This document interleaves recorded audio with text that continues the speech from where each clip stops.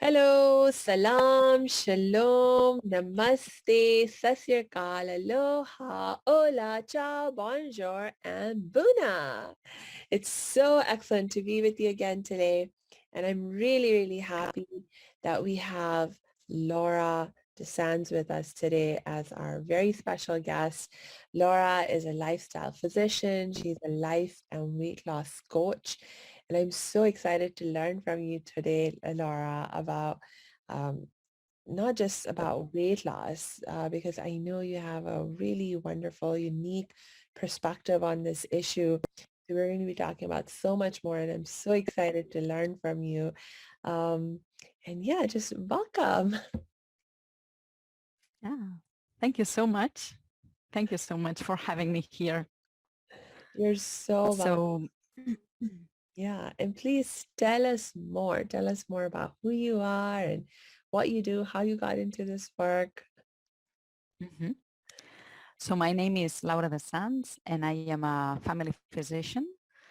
And I have been working, I am passionate about nutrition and all which is related with healthy lifestyle. And I have been working in a medical practice for about 15 years.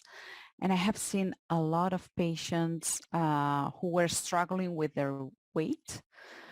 Most of them have tried different kind of diets, powders, pills, shakes, everything. And I can tell you, almost all of them reached to lose their weight, but the problem was always the same. They were gaining all the weight back. Mm, And it was amazing for me to discover that only 4% of the people who tries to lose weight reach to lose their weight in a permanent way, so a lasting way. So that brought me to this idea, oh my God, there's a huge missing piece in the weight loss industry. And I found out that for me, it's the approach that the weight loss industry uses to treat the overweight or obesity. And it's that they are treating this as a symptom. mm, So they say, okay, you are overweight because you are overeating. So all that you have to do is just to eat less. yeah. You just have to start calorie counting and so on. But the problem is that, yes, it's true. If we are overweight, it's because we are overeating. So either we are eating too much or we are eating enough to maintain our current weight. But um, the question is, why are we overeating? Mm, So we are overeating. We can overeat for several reasons, but the ones that I see the most would be because we are over hunger. And this is a hormonal imbalance. And it's normally coming from our eating patterns. So how we nourish our bodies and how when it's more about what we eat and when we eat.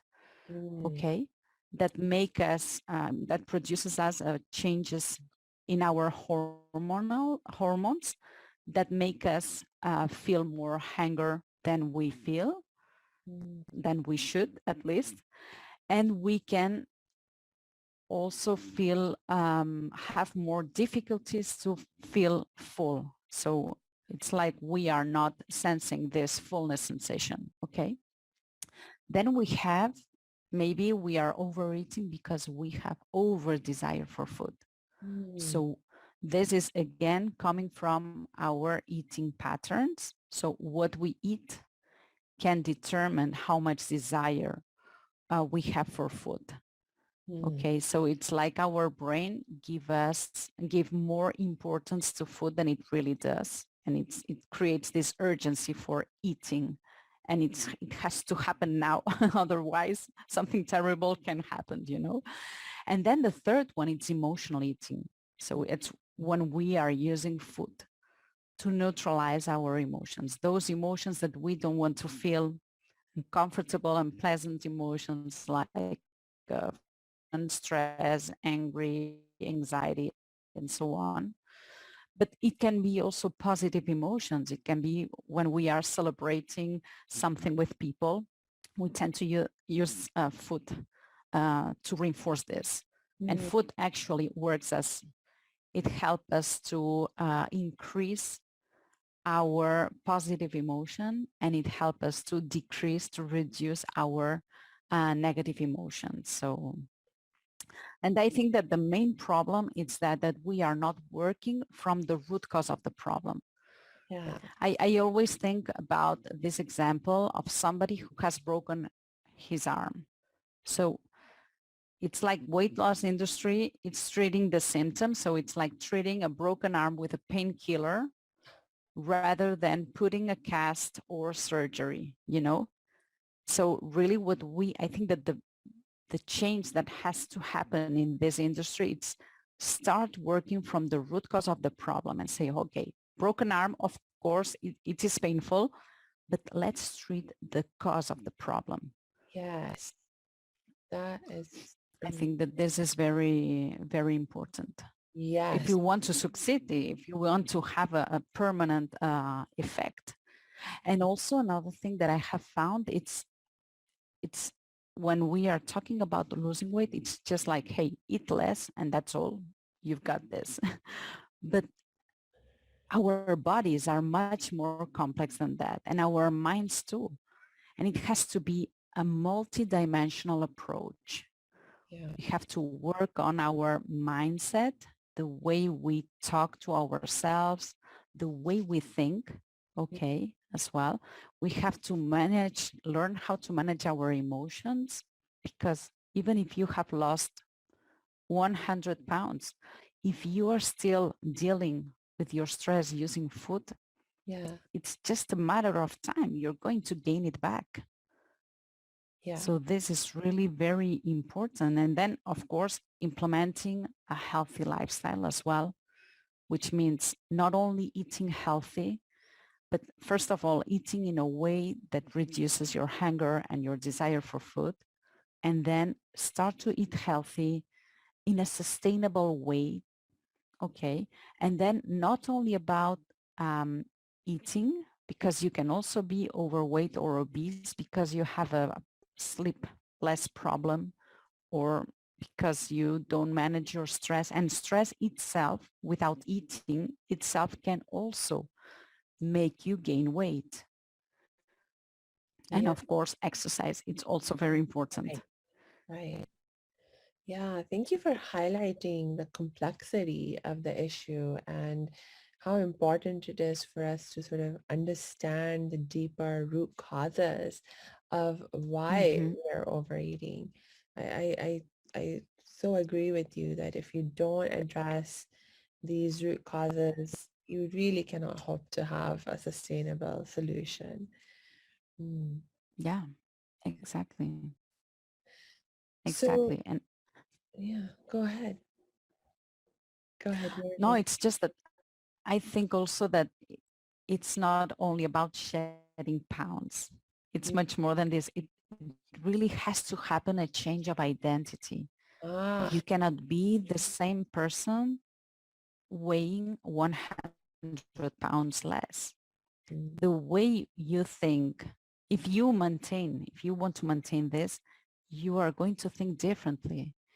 yeah. You are not going to think, what I have seen is that the main difference between thinner person and a person who has an overweight is that the person who has an overweight uh, is all the time, or much more, uses much more time and energy thinking about food. What I am going to eat, what can I eat, what have I eaten, um, what what can I eat next, why do I eat so much, which is the next diet that I can start, when I am going to get rid of all these pounds. So there's all this internal dialogue that normally thin people doesn't think about. So it's like smokers who thinks usually, especially when they are stressed, Mm, they tend to think about all the time when it's the next cigarette. And the person who who doesn't smoke? So really when you become a thinner person, but a natural thinner person, you are no longer thinking all the time about your weight, about food, and so on. So for me, this is a main difference. And it's a sign as well that you have changed and you have become this new person. So really focus when you are trying to lose weight into this person that you want to become and have to become in order to maintain that weight loss. This is really critical as Yeah, well. yeah. It makes me think about how um, one of the uh, very important teachings about how you create change and how you create sustainable change is that, you sort of have to understand. um, So if you want to lose, in this case, we're talking about losing weight, but even in, like, I learned about this idea first in a different context of healing my relationship with money. It's like, if you want to Mm-hmm. become a rich person, if you want to live with a sense of abundance in your life and have wealth, then wealthy people have a very different mindset and they have very different behaviors than people who don't feel in abundance, who are always struggling with their finances and so forth. And my teacher said, if you want to change your reality, if you want to live a more abundant reality, you have to change your mindset and you have to begin to think like the person who lives in abundance thinks, and you have to begin to act like that person who lives in abundance acts. Exactly. And only then can that reality become true for you. So you're saying that is also true in this context. So it makes a lot of sense. Exactly. I think that it works for any area. It's Yeah, still the same. It's yeah, about a lasting change. yeah. And this is true that also when we want to make a lasting change, so changing it's easy. Okay, we can say, hey, yes, I want to do this and start to do some things for a while, Mm, but it has to be more profound than this. yeah. And normally what I have found is that there's a lot of um, belief system Mm, that's underneath that it's blocking us to go forward. So for example, in this area in particularly, or which is overweight, there's a lot of fear, there's a lot of shame behind this overweight. So we have to go there to find what's exactly their belief system, uncover that belief system, and question it, because most of the things that we have acquired, because it is really something learned and acquired, comes from our childhood and are the things that we have learned from our parents, our environment, and that we think that those things are coming from us, but we have just learned this. So it's about, hey, is this true? Is this true or not? Is this serving me? Okay, if it's not serving me, let it go. Let it go. And then it's about practicing new thoughts, new beliefs that you want to believe. And it comes that what we have been talking about. So start to think about that person that you want to become. How is she dressing? How is she talking? How does she think when she's inside an environment where there's a lot of food, for example? How is she behaving? And mm, start to emulate her. This is really, really important. I would say that it's more about this belief work. yeah, Once you have belief and you have impregnated yourself with herself, when you have embodied herself, all the changes come easily. It's like flowing yeah, and it becomes a lasting change. So it's easier then to say no. Of course, I can have this cookie, but I choose not to have it now because I want to lose weight. It's much more easy say this when you have embodied that future version of yourself Mm, than trying just to say, hey, I just want to get rid of all these kilos and then I will be happy and then I will be that person. No, you are not going to become that person just for shedding after shedding those kilos or those pounds. yeah. You are And it's not going to be happier when you get there. You can like, already be happy now. And yeah, in fact, you have to be happy now. You have to love your body now in order to get there. So we have to make reverse engineering. yes.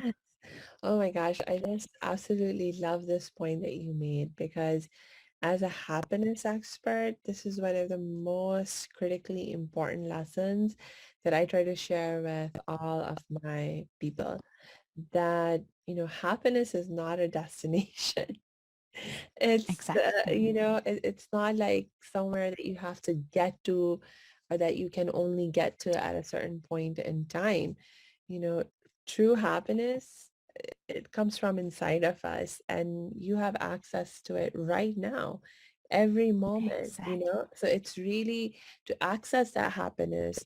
It's really about how you're thinking and how you're acting in that moment and to think and act in ways that are supporting your ability to be Mhm. happy right now. And loving yourself is Exactly. such a huge part of that. Yes. Yeah.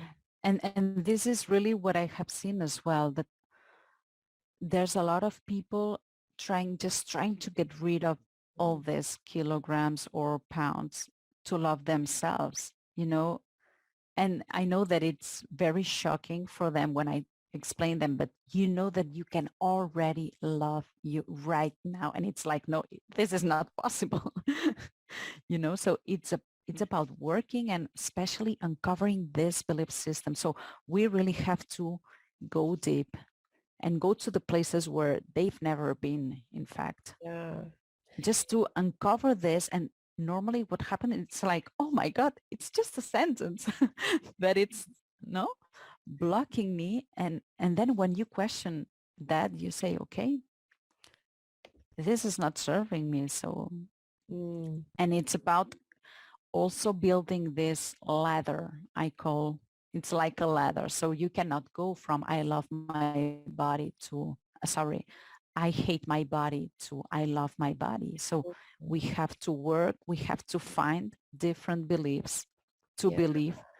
So we have to become a little bit more neutral and then start practicing different beliefs until getting to Mm, um, the love. I love my body. So it's not only coming like this. It's not. It's yeah. it's a process that we have to go through. That's also a very excellent point because if you try to jump straight to, like if currently you don't love your body and then you try to jump straight into thinking, I love my body, I love my body, it doesn't feel true. It doesn't feel real. You're like, oh no, Exactly. I'm just lying to myself. And if you think or believe that you're just lying to yourself, then that's not going to be helpful. That's going to make you feel worse Yeah, because yeah, exactly. I mean, No, yeah. you're lying to yourself. Yeah, it's not about repeating sentences like a mantra. Mm, I think that it's much more about finding something that you can truly believe. For example, from I hate my body, it's okay. When I look at the mirror, I see a body. I have a body. mm, mm, This is totally true. Everybody can say that I have a body. yeah. And so this is easy to believe. Mm, And then, well, I have a body that helps me to experience this world where I am living in. So we are gently coming to a more positive thought. yeah. And it's about this process of changing beliefs until you get there. And Yeah. it's funny because it's not that difficult. Once you start there, if you are practicing every single day, and when I say practice, it's not about repeating those sentences like a mantra. It's really feeling them. So Yeah. I know that I try to I have a body, there's not a lot to feel. But when we start to feel, to build more positive beliefs, then you have to feel them. So Mm, when you say, for example, okay, now let's focus on something that I love from my body. I love yeah. my toes. What do you feel when you see your beautiful toes? And feel that, until you get there. And it's the same when we imagine, we visualize our next version with less weight. It's exactly the same. How is she feeling when she has get there? Yeah. Okay, she feels proud or she feels more confident. So start to feel this now because you can create those feelings now for you Mm. That is another, just by imagining this. yes. What an excellent, excellent point that you've just highlighted. Oh my gosh. Because here's another thing that I'm like constantly trying to drill into my people is that, you know, our emotions are directly, causally responsible for how we act. If the way we want to act and the way we are feeling is not in alignment, we are setting ourselves up for a very tough Exactly. battle and we're mostly going to lose it. Like you can just by the power of your will, go for a short time and do what your mind consciously wants to do. But in the long term, our feelings win. Our feelings are such powerful forces that uh, in the long term, cannot we cannot continue to suppress or deny or act in ways that's not in harmony with our feelings. So I love that you brought this awareness to us right now. Thank you. And this is also an excellent point. What you just talk about this congruence, this coherence between what we feel and what we do. Yeah. Because a lot, this is something that I have seen as well. A lot of my clients start to just do the things that I have to do. They know exactly what they have to do because they have tried so many diets. They know Mm, exactly what to do, but they are not doing in a sustainable way. They just want to lose all those kilos or those pounds as faster as possible. And when we are approaching this journey, but I think that you can apply to any journey that you are working on, okay, any lasting change when you are doing it from a place of resistance, mm, from this place of obligation in order to get, I want to get there in order for me to feel happy. yeah. This is not going to help you this is not sustainable. Yeah. Yeah. So it's about, and also what you talk about, these emotions, the importance of emotions, everything that we do it because we feel in a certain way Yeah. or because we want to feel in a certain way. So Yeah. for example, um, people who wants to lose weight, in fact, they are not expecting, it's not about the number on the scale. It's because Mm, they want to feel more confident. They mm, want to feel better with themselves. So it's always about a feeling. When we yeah. buy or make a reservation, I don't know, in the Maldives, it's not about the wood, the piece of wood over the water. We are really making a reservation because we want to feel, I don't know, Yes. calm, relaxed, luxury, so there's a feeling behind always everything we do. And it's amazing. I am still amazed I don't understand why they don't teach us this at school. It's so important, or which is about emotional work and how to deal with our emotions Yes. too, because somebody who just neglects and say, no, no, I don't want to feel negative emotions. And then they are using food, some of them alcohol consumption, overconsumption finally, shopping, over shopping, over drinking, overeating. They are not dealing with their emotions. And finally, it's just an emotion. It's Yeah. just a vibration in our body, Yeah. Yeah. That's the worst thing that can happen, really. It's like, okay, what about if I open myself to feel sad? Are you going to feel? It's very uncomfortable. It's very unpleasant. You feel something here in the chest that constrains, that goes up. It's painful here. But after 2 minutes, you feel better if you open yourself up to feel this. Yes. Oh my gosh. That's another really awesome point is that if you like truly allow your feelings to just be, then Mhm. they will naturally resolve themselves. The negative emotions will just naturally go away because the way I like to think about it is that our negative emotions are sort of like an alarm bell. And when you Mhm. just honor them by just allowing them to come up and allow yourself to feel what they're meant to make you feel, then that alarm bell, that brain is like, oh, you've heard my alarm. You're understanding what I'm trying to tell you. Okay, so now I can stop ringing Exactly. the alarm. Exactly. Mm, Yeah, it's yes. exactly like this. So it's as human beings in this world, we are about to experience half of the time positive emotions and half of the time negative emotion. But the problem is that we have so many inputs in our society, Mm, all which is advertisement. So you just have to watch the TV, and yeah. they are just going to tell you how to be more happy. You just have to eat something, buy something, or drink something. Yeah. So it's like you have to be happy. It's that accessible, all Mm, those pleasures around us nowadays, that we are lost in this trap. yeah.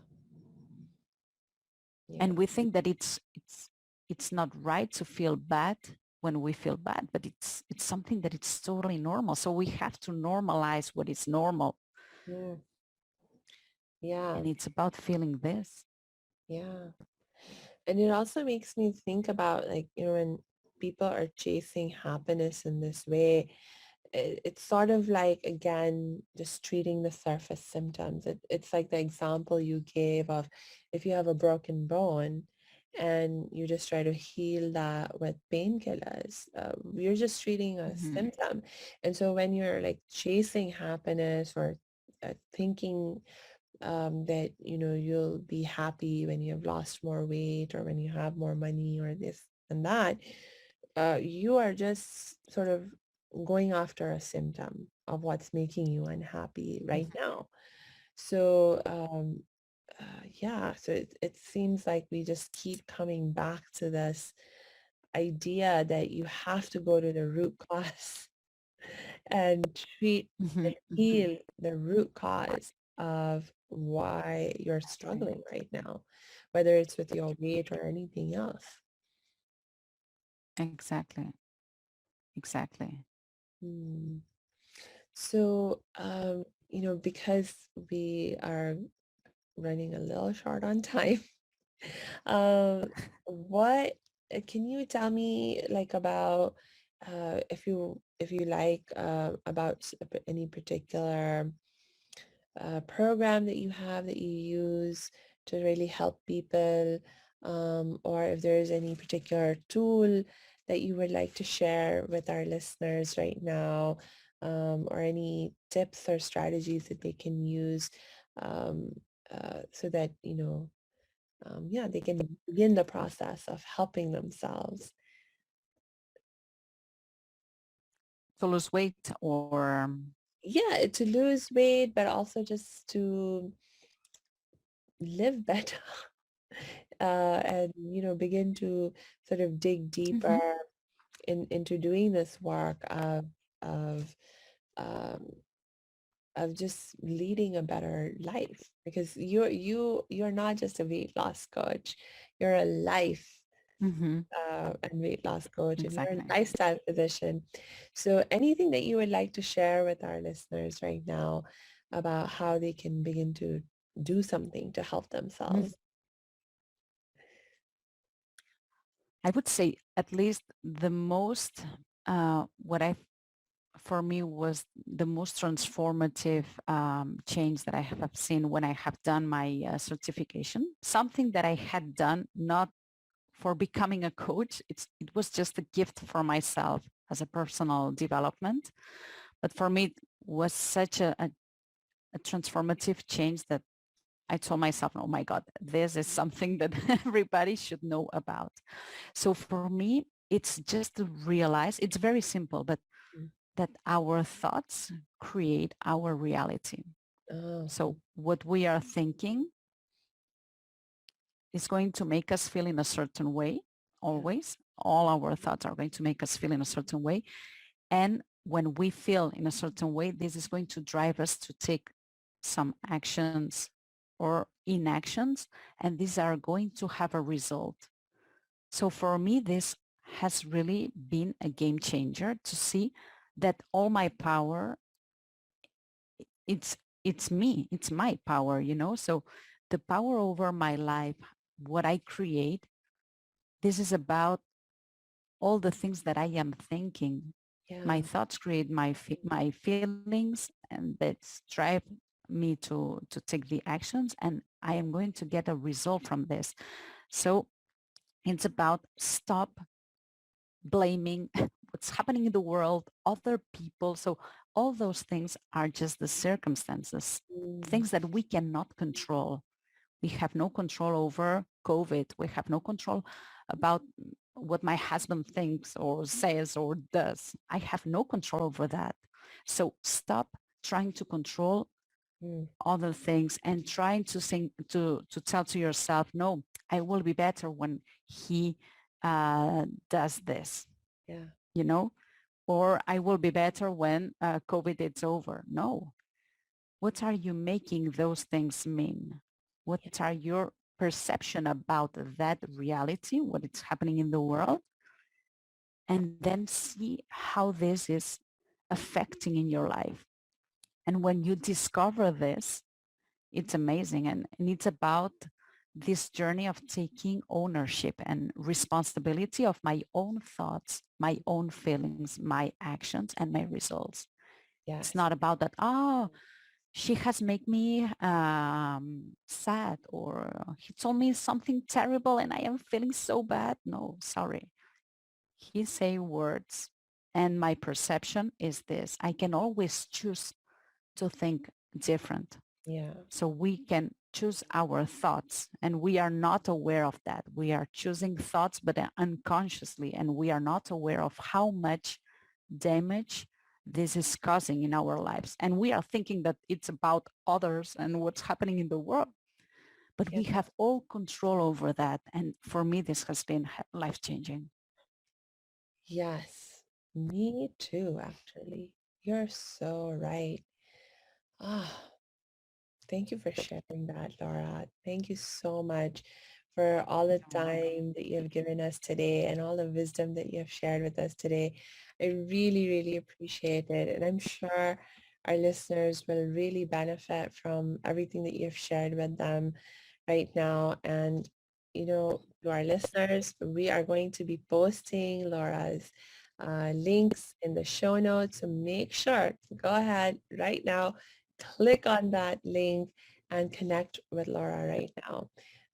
And yeah, I think I'm feeling very complete now. Any other last words from you, Laura? Thank you so much for this opportunity. It has been a pleasure for me to be here with you and all your listeners. So thank you so much for your time as well. Oh, thank you.